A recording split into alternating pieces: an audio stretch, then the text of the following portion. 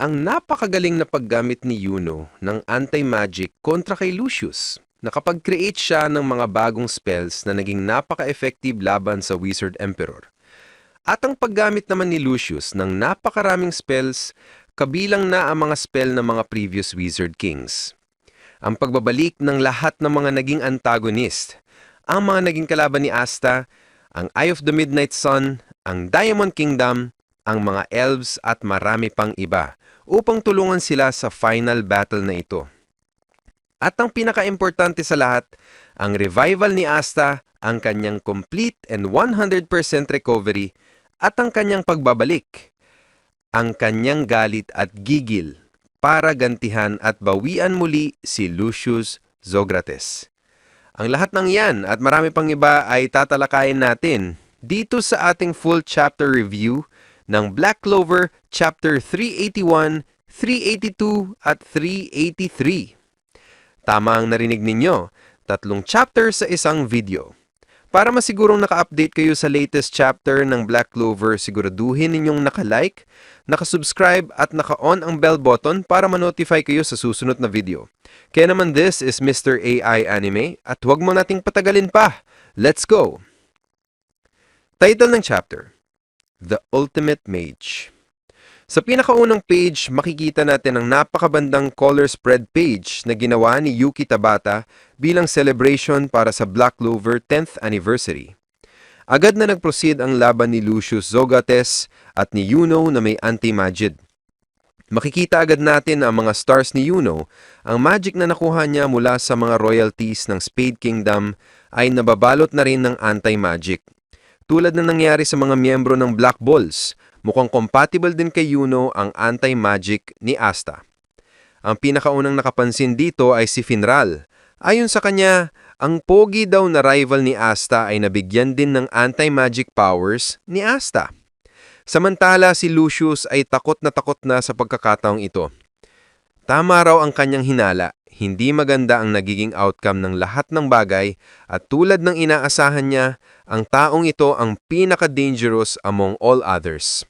Sa una, maaring isipin na si Yuno ang tinutukoy ni Lucius, pero sa totoo lang, ang iniisip niya ay si Asta.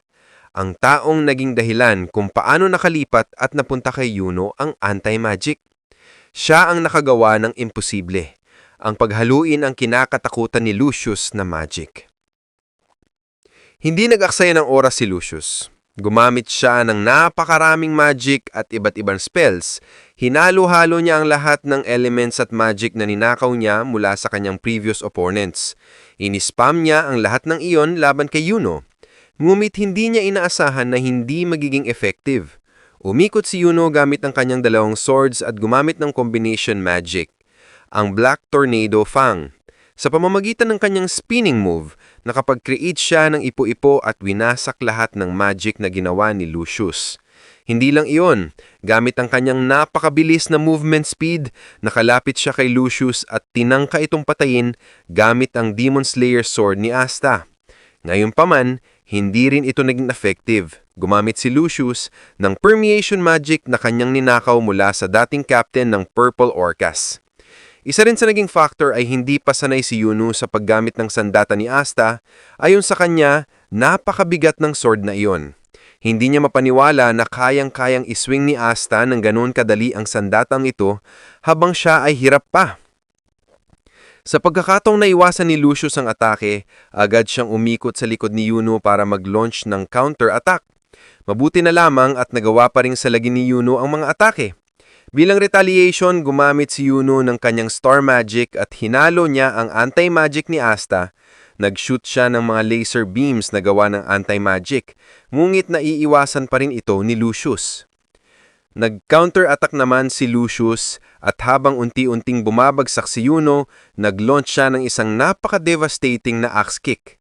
Mabuti na lamang at nagawa pa ring iwasan ni Yuno gamit isang bagong magic, ang Black Crescent Moon Click. Isang malaking slash na may hahantulad din sa mga atake ni Asta. Ang only difference lang ay yung scale. Napakalaki ng slash na ito. Nagawa ring maiwasan ito ni Lucius at nagpatuloy ang hand-to-hand combat. Sa laban na ito, masasabi nating hand combat ang estilo ni Lucius habang si Yuno naman ay gumagamit ng kanyang dual wielding. Sinubukan ni Yuno na hiwain si Lucius pero nakapag-create si Lucius ng panibagong sandata, ang kanyang sariling sword. Ang sword na ito ay nakakapag-create ng napakatinding vibrations. Habang magkadikit ang sword nila ni Yuno, ramdam ni Yuno ang vibration mula sa sandata ni Lucius papunta sa kanyang katawan. Kaya naman ginamit ni Yuno ang kanyang Spirit of Zephyr. Gumamit siya ng isa pang niyang sword na gawa sa wind magic at sinubukang hiwain ang katawan ni Lucius. Ngunit nagawa lang niyang wasakin ang sword ni Lucius.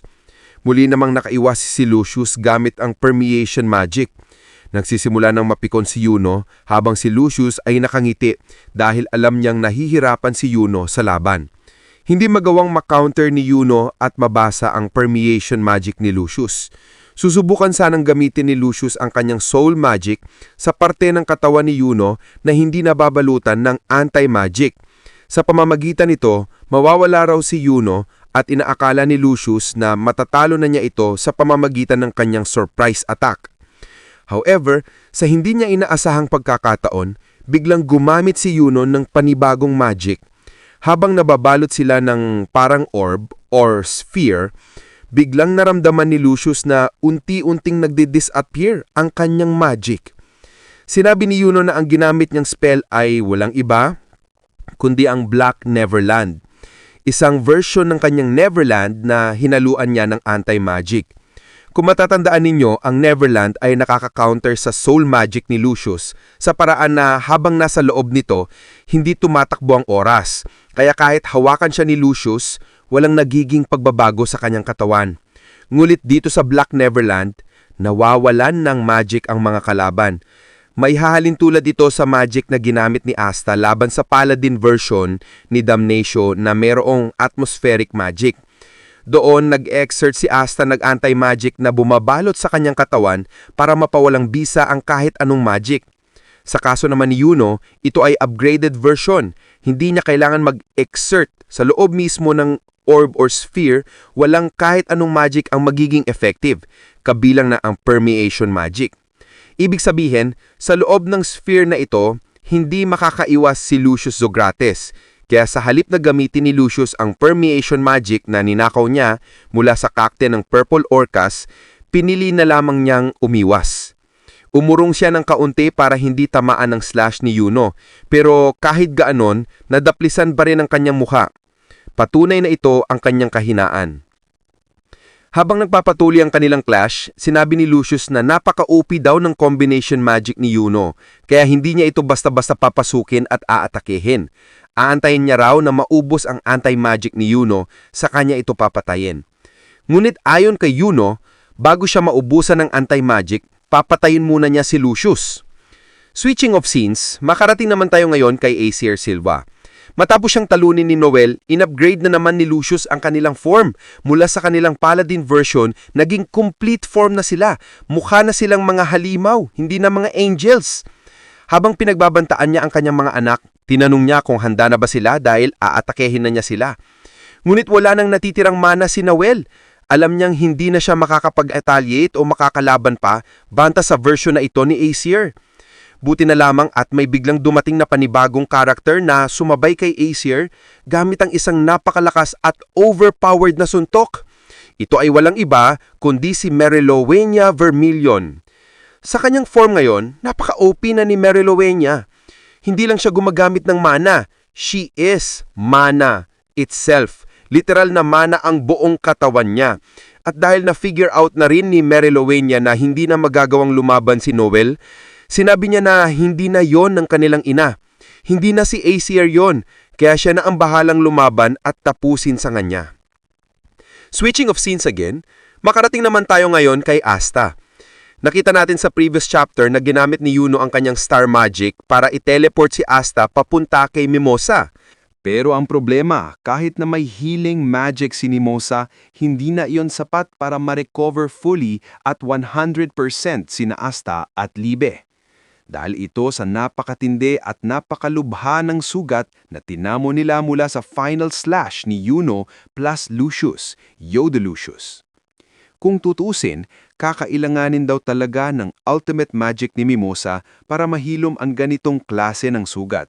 Pero hindi niya iyon magagawa. Una, wala na siyang sapat na mana dahil napakatagal na nilang nakikipaglaban.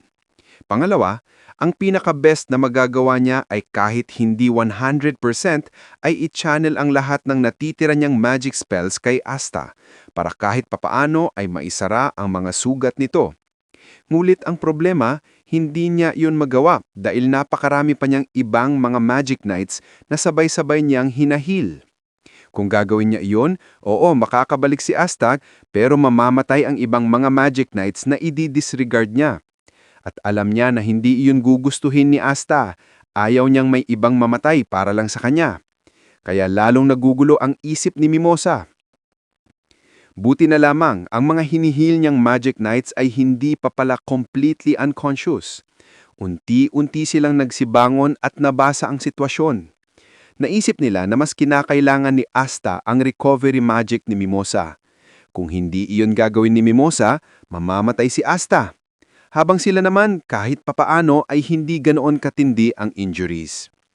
Sinabi nila kay Mimosa na okay lang na i-cancel niya ang healing magic sa kanila at i-focus ang lahat ng natitira niyang magic kay Asta dahil alam nila na si Asta ang susi para matalo si Lucius. Kahit nakapagdesisyon na si Mimosa na i-prioritize si Asta sa paggamit ng recovery magic, biglang lumala ulit ang sitwasyon. May nag-appear na isang angel malapit sa kanila na tinatangkang patayin agad si Mimosa. Ang mga injured na magic knights ay hindi nag-hesitate. Kahit may malulubha silang injuries, tinulungan nila si Mimosa at piniginan ng mga angels. Sinabi nila kay Mimosa na sila na ang bahala at dapat niyang itakas si Asta at siguraduhing mahil ito dahil kung wala si Asta, hindi sila mananalo sa war na ito. Sinunod ni Mimosa, itinakbo niya si Asta gamit ang kanyang plant recovery magic. Kahit na inaatake siya ng mga angels, hindi siya natakot. Ipinagpatuloy niya ito kahit tinatamaan siya ng ilang shrapnel mula sa kanilang mga atake. Nangako siya sa sarili na sisiguraduhin niyang makaka-recover si Asta dahil napakarami na ang nagsakripisyo at kinailangan niyang i-disregard para sa kanya. Pero lumala na naman ang sitwasyon. Naiwasan man nila ang mga angels, ngayon naman ay nag-appear si Mores sa harapan nila. At hindi lang ito ang paladin version ni Mores. Katulad ni Asier, ito ay mas monstrous na version. Ayon kay Mores, ang target niya talaga ay si Meriolona pero para kay Lucius, papatayin muna niya ang flow of the world na walang iba kundi si Asta. Dahil dito, nabalot ng matinding takot si Mimosa. Hindi niya alam ang gagawin dahil una sa lahat, non-combatant siya. Tulong lang ang kanyang role sa recovery ng mga injured. Sinubukan ng patayin ni Morris sina Asta at Mimosa pero biglang may pumigil sa kanyang atake. Walang iba kundi ang mga miyembro ng 8 Shining Generals ng Diamond Kingdom na kinabibilangan ni Mars. Makikita rin natin dito sina Ladros, Fana, Fanzel at Dominante. Habang sinasabi ni Mars na hindi daw si Asta ang flow of the world kundi ang kanyang kaibigan. Tinupad ni Mars ang pangako niya kay Asta sa pinakaunang bahagi ng series na kapag kinailanan siya ni Asta, babalik siya. At ngayon, nandito na ang Diamond Kingdom sa final saga ng Black Clover. Ngayon mananatili pa rin tayo sa ating review at mag-proceed tayo sa Chapter 382 na pinamagatang Former Enemies. Nagkaroon dito ng flashback na ipinapakita ang pangako ni Mars kay Asta na kapag kinailangan siya, babalik siya. Habang sinasabi ni Mars na tinupad niya ang kanyang pangako bilang kaibigan. At first, kinabahan at natakot si Mimosa dahil kilala niya si Mars bilang taga Diamond Kingdom. Baka kalaban sila. Pero nilinaw ni Fanzel at Dominante na hindi sila dumating para makipaglaban. Narito sila para tulungan ang Clover Kingdom. At hindi lang sila, nagdala pa sila ng iba pang malalakas na miyembro mula sa loob ng Diamond Kingdom. Tulad na lamang ng isa sa mga miyembro ng 8 Shining Generals na si Ladros. Para kay Morris, hindi mga strangers ang mga taong ito Ayon sa kanyang lore, nanggaling talaga siya sa Diamond Kingdom. Siya ang naging dahilan ng downfall ng former king ng Diamond Kingdom at siya rin ang nag-conduct ng mga inhuman experiments. Ang 8 Shining Generals ang mga pinakamagagandang halimbawa ng outcomes ng kanyang mga experiments. Tulad na lamang ni Mars na nagtataglay ng napakaraming klase ng attributes of magic sa kanyang katawan. Pero tinatawanan siya ngayon ng mga generals dahil kung noon si Morris ang nag-eeksperimento sa kanilang katawan, ngayon si Morris mismo ang parabang pinag-eksperimentuhan ng kanyang itinuturing na master at siya na ngayon ang mukhang halimaw. Ayon naman kay Morris, kahit dumating ang mga miyembro ng 8 Shining Generals, kahit ang pinakamalalakas pa ng Diamond Kingdom, wala raw silang magagawa dahil napaka-OP na ngayon ng mga paladins at lalong-lalo na si Lucius the Gretis. Ngunit ipiniliwanag ni Mars na hindi sila nanatiling stagnant, hindi sila nag-aksaya ng panahon, nag-train din sila para maging mas malakas. At dito dumating isa sa pinakamalaking pasabog ng chapter release na ito, ang pinakamalakas na miyembro ng 8 Shining Generals at ang host ng Earth Spirit, walang iba kundi si Ferreina. Ito ang tinuturing ni Morris bilang kanyang pinaka-perfected na experiment. Siya ang pinakamalakas na magic user na kanyang na-create, kaya nang nag-appear si Ferreina, biglang nagbago ang aruganteng mukha ni Morris para bang kinabahan siya. Factor din dito ang panghihinayang ni Morris dahil ayaw niyang patayin ang kanyang pinakamagaling at pinakamagandang experiment. Hindi nagtagal at nagsimula na ang sagupan sa pagitan ni Morris, ng 8 Shining Generals at ng iba pang mga kaibigan ni Asta. Ang pinaka-highlight dito ay si Mars dahil makikita natin na napakadami niyang ginagamit na combination ng magic. Ngunit kahit ganon, hindi pa rin natinag si Morris. Nagpatuloy ang bakbakan sa kanilang lahat. Samantala, sinabi ni Fanzel kay Mimosa na samantalahin ang pagkakataon. Tumakas na siya at pumunta sa ligtas na lugar upang doon niya completely ma-recover at ma-heal ang sugat ni Asta. Hindi sinayang ni Mimosa ang pagkakataon. Tumakas agad siya ng mabilis sa lugar kung saan hindi sila maaabutan ng mga kalaban. Samantala, ang mga mamamayan ng Clover Kingdom ay tuwang-tuwa habang nanonood. Sumusuportahan nila si Yuno dahil unlike before, nakikita nila na napaka-OP na rin niya at nagagawa niyang sabayan ang Wizard Emperor at dito na nga makikita ang full battle sa pagitan ni Yuno at Lucius Zogretis. Kung mapapansin niyo sa panel na ito, makikilala niyo ang magic na ginamit ni Lucius. Walang iba kundi ang magic ni Prinsya, isa sa mga former Wizard Kings ng Clover Kingdom. Nag-appear siya sa movie na Black Clover, Sword of the Wizard King, kasama ang iba pang mga dating Wizard Kings. Sa laban na ito, ginamit ni Lucius ang magic ni Prinsya, ang Geheha Games, kung saan nag-appear ang mga parang rooks o puppet pieces ng isang board game. Kinouter naman ito ni Yuno gamit ng kanyang OP combination ng anti-magic at wind magic, ang Black Wind Blade Shower. Sa pamamagitan nito, nakakapag-create siya ng napakaraming swords na gawa sa anti-magic na ginamit niya upang masakin ang lahat ng pieces na krineate ni Lucius. Nagpatuloy ang sagupaan. Kahit nakakapag-deal ng damage si Yuno kay Lucius, tinatamaan din siya ng mga atake ni Lucius. At habang nagpapatuloy ang laban, gumamit muli si Lucius Zogretis ng isa pang magic mula sa dating Wizard King. Ginamit na ngayon ng barrier magic ni Jester para makapag-create ng isang napakalaking blade na parang gear. Ininsulto pa ni Lucius si Yuno habang tinatanong kung sino ang mauuna. Mapipigilan ba ni Yuno si Lucius o mauna si Lucius na patayin ng lahat ng mga prinoprotektahan niyang citizens? Dahil kahit anong mangyari, hindi nababawasan at hindi talaga umuunti ang bilang ng mga angels. Padagdag lang ito ng padagdag.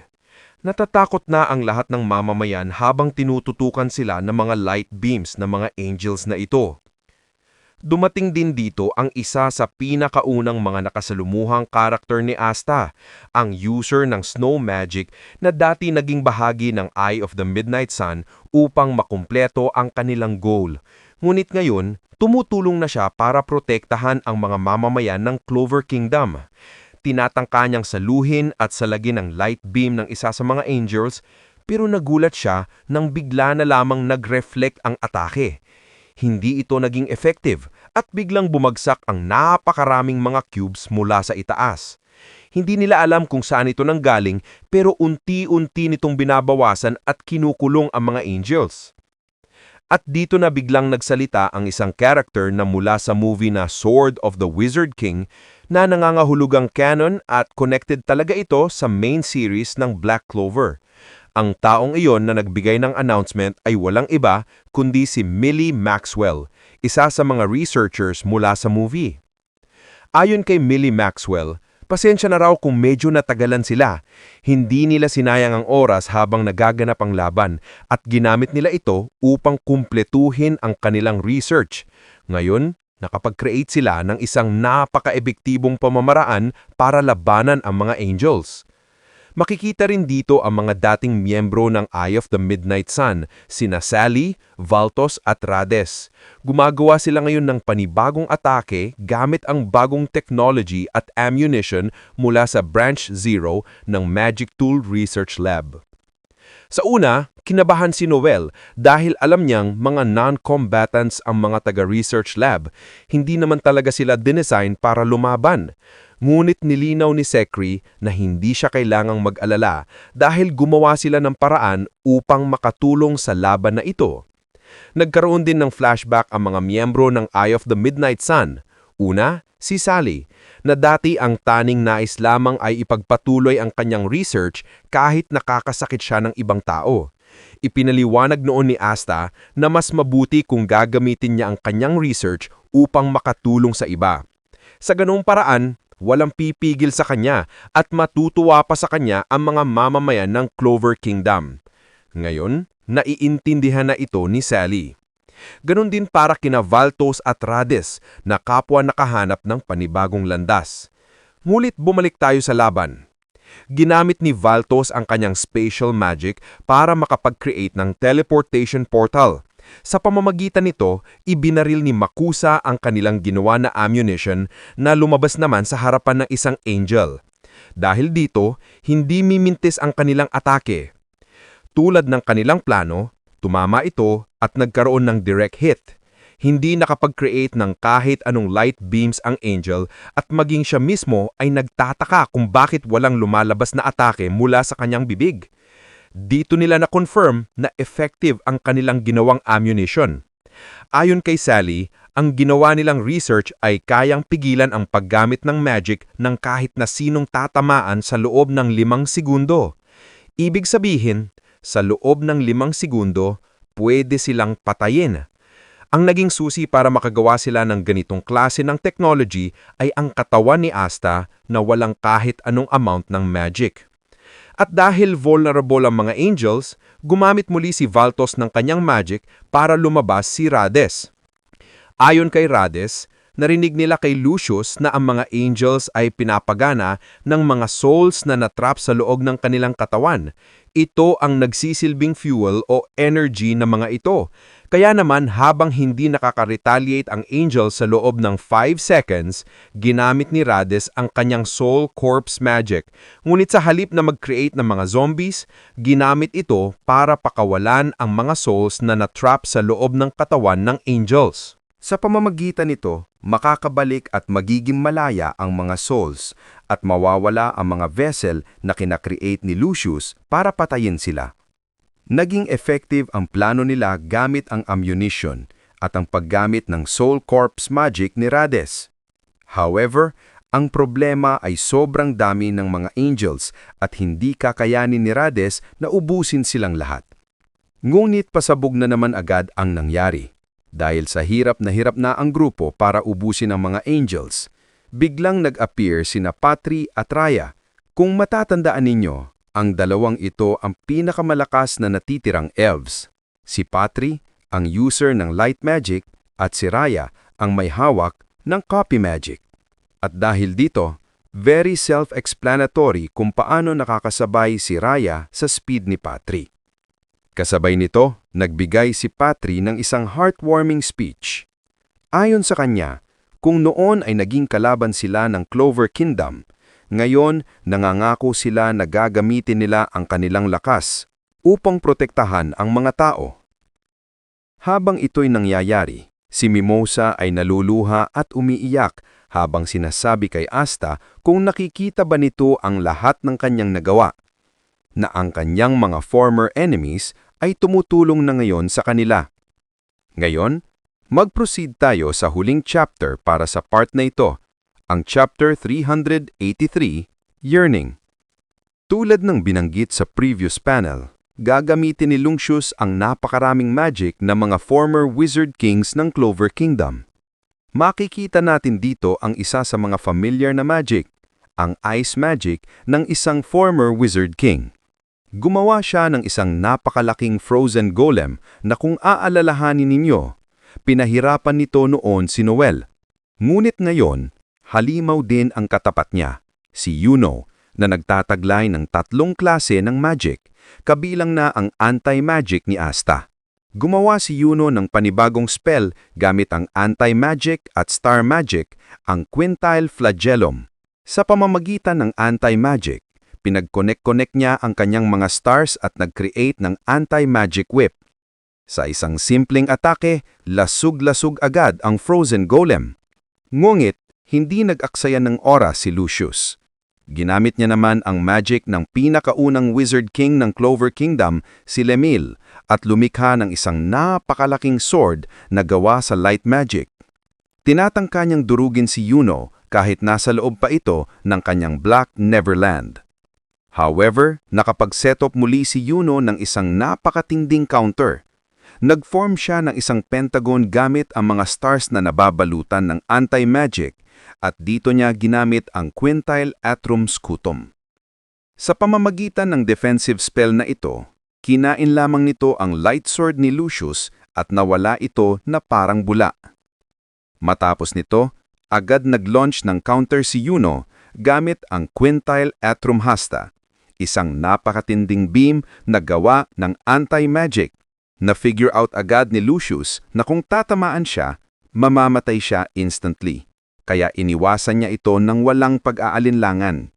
Dahil dito, nagdesisyon ang dalawa na magsabayan gamit ang kani-kanilang swords at sa kanilang paglalaban, kitang-kita na pantay sila. Literal na match, hanggang sa bumagsak sila sa dalawang magkalayong floating terrains. Dito na muling nagsalita si Yuno. Ayon sa kanya, desperado na si Lucius dahil pinipilit niya itong habulin kahit ang plano talaga ni Lucius ay ubusin ng oras at hintayin maubos ang anti-magic ni Yuno. Pero malinaw, sinusubukan na talaga ni Lucius na patayin si Yuno agad dahil nakikita niya ang ginagawa ni Asta, ang flow of the world na hindi niya magawang mapredict. Tinatanong pa ni Yuno kung nakita ba ni Lucius sa anyang foresight na ang dating kalaban ni Asta ay tutulungan sila ngayon. At hindi lang yon, mas lumakas pa sila. Ngulit na natiling kalmado si Lucius. Walang kaba, walang takot. Taning ang kanyang kalmadong mukha lamang ang makikita. Sabi niya, wala raw itong epekto. This is just a battle of attrition. Kahit magtagal ang laban, isa lang ang magwawagi. Ngunit binigyang diin naman ni Yuno na kahit ganon, baka nakakalimutan ni Lucius na maging ang kanyang sariling magic ay hindi sa kanya galing, kundi ninakaw lamang niya ito gamit ang kanyang soul magic. At dito ipinakita ni Lucius ang isang eksenang hindi pa alam ni Yuno. Gamit ang ninakaw niyang broadcasting magic, ipinakita ni Lucius na nasa bingit na ng kamatayan hindi lamang si Asta, kundi pati na rin ang kanilang healer na si Mimosa. Habang napapalibutan sila ng napakaraming angels, sinabi ni Lucius kay Yuno na it is finally over, it is checkmate. Dahil kapag namatay si Asta, hindi nagagana ang anti-magic ni Yuno sapagkat si Asta lamang ang dahilan kung bakit niya ito nagagamit. Magla-launch na sana ng laser attack ang isa sa mga angels, ngunit sa kabila ng kawalan ng pag-asa ni Mimosa, dumating ang tulong, walang iba kundi ang kanyang kapatid na si Klaus. Ayon kay Klaus, bakit daw ganun si Asta? Ngayon na ang pinakamamahal niyang kapatid na si Mimosa ay ginagawa ang lahat ng makakaya, bakit siya nakalupasay lamang at nagpapatalo sa sugat? Binanggit pa ni Klaus na kung natalo siya ni Asta noong Royal Knights Tournament, hindi siya dapat nagpahinang-hina at bagkus ay bumangon muli. Biglang lumitaw pa sila ang Grease, ang kapatid ni Finral na madaling nag-eliminate ng mga angels gamit ang kanyang spatial magic, at sinabi kay Asta na kailangan nitong lumaban dahil mawawala ang angas ng kanyang pagkatao kung hindi. Kasunod nito, dumating rin si Leopold Vermilion. Balut ng magic circles ang buong katawan na nagpalakas lalo ng kanyang fire magic, bunga ng kanyang matinding training sa Heart Kingdom. Ngunit kahit ganon, sinabi ni Lucius na lahat ng ito ay buying time lamang. Ipinunto niya na hindi nila mapapatay ang mga angels dahil paulit-ulit lamang itong magre-regenerate. Ang tanging paraan para tuluyang napuksa ang mga ito ay ang Soul Corpse magic ni Rades at ang anti-magic ni Asta. Gayunpaman, hindi sumuko sina Klaus at Langris. Kahit tulog at walang malay si Asta, patuloy nilang binibigkas ang mga salita upang siya ay bumangon. Ngunit sa huli, napatumba rin sila at naiwan sa battlefield sina Asta at Mimosa. Ginawa ni Mimosa ang lahat, ibinuhos ang lahat ng kanyang mana at magic upang ma-recover si Asta, ngunit tila hindi sapat. Umiiyak siya. Iniisip na mauulit na naman ang nangyari noon laban kay Lucifero. Hanggang biglang nagbukas ang isang magic portal. Lumabas sina Finral at Charmy na may dalang cake at pagkain. Alam naman natin ang anong epekto nito. Magbibigay ito ng recovery at dagdag lakas. Sinabi agad ni Finral kay Mimosa na kung hindi sumusuko ang lahat, hindi rin siya dapat sumuko. Kaya't kinain ni Mimosa ang pagkain mula kay Charmy at sa tulong ng food recovery magic, naging sapat ang kanyang mana upang gamitin ang kanyang ultimate spell, Flower Princess Utopia, ang pinaka-OP na recovery magic sa buong Black Clover. Habang ginagamot ni Mimosa si Asta, isang angel ang tinangkang patayin sila gamit ang light breath. Ngunit tulad ng inaasahan, naka-recover si Asta. Sa isang mabilis na hiwa, agad niyang tinapos ang isa sa mga angels. Napuno ng ngiti at relief ang mukha ni Mimosa, ngunit si Asta ay hindi nakangiti. Bagkos, galit ang nababaka sa mukha. Sumigaw siya ng ubod lakas, "Lucius, I am coming for you." At dito makikita na ang katawan ni Asta ay may X mark tulad ng scar na meron si Luffy. Dito nagtatapos ang chapter at sigurado na sa susunod na kabanata ay makakabalik si Asta sa laban ni Yuno at Lucius Zograth. Ngunit this time, magiging iba na ang takbo ng laban. Hindi na sila malilin lang ni Lucius gamit ang imahe ni Lichita. At tandaan, galit na galit Asta ngayon, kaya't sigurado na mas matindi ang laban sa mga susunod na kabanata. At dito na muna nagtatapos ang ating breakdown para sa chapter na ito ng Black Clover. Kung nagustuhan yung video na ito, huwag kalimutang i-like, i-subscribe at i-hit ang notification bell para lagi kayong updated sa mga susunod na kabanata. Maraming salamat. This is Mr. I Anime and I'll see you guys on my next video.